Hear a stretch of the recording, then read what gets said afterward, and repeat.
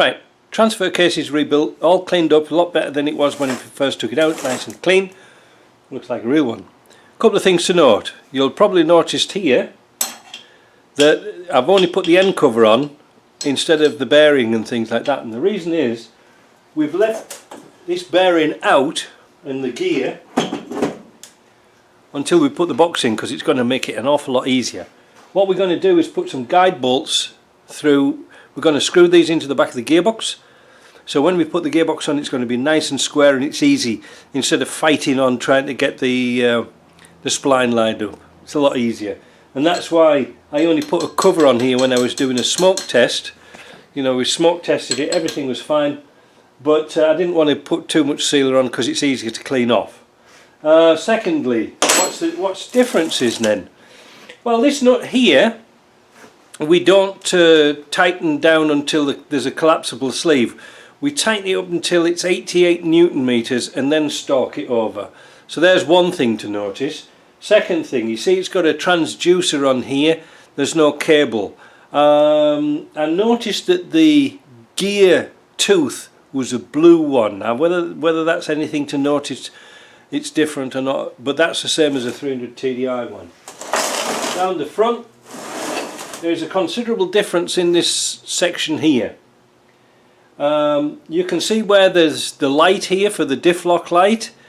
This is all changed. It looks similar, but the detent now for the spring and ball is under here, whereas it used to be at the back.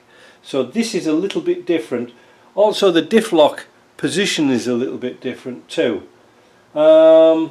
Other than that, it's pretty much straightforward. They've put a stud here in the bottom, which I like that idea, and I'm going to copy that idea for the future gearboxes I'm going to do, because it saves you putting the wrong bolt in the hole. I've put a bolt through here, which I'm going to take out any minute now, just to plug up whilst we were doing our smoke test, and again that was in there while we did our smoke test. Nothing really untoward. This is a little bit different to the regular, transfer case we used to. Same principle, but it's got a places for some brackets and things like that. The lever's different as well because it's got this funky ball thing on. But apart from that, not too bad. Should I have filmed it? I don't know. I'm in a bit of a rush to get the bloody thing done and get it out the way because it's stuck in my shop. But apart from that, no, that's where the bushing went. It went really nice. I don't expect that to leak. It fitted really nice and snug. A nice tap with a hammer and both O-rings it slid in. Bit of white lithium grease around there just to make them go in a bit better. And that's it. So now it's on the stand here. And I found, after all these years, why I didn't build them up on this stand. So I do most of them on a stand horizontal when I put the differential in. But the stand here for putting onto the jack, oh, it's brilliant for working on. Look, everything's at the right angle. Don't know why I never thought of it before.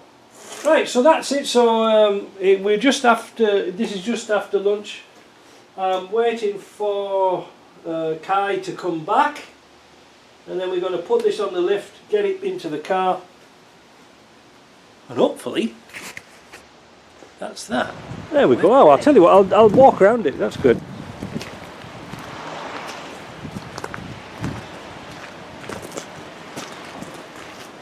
Yeah, I think this is only that we had another Puma once before from Germany.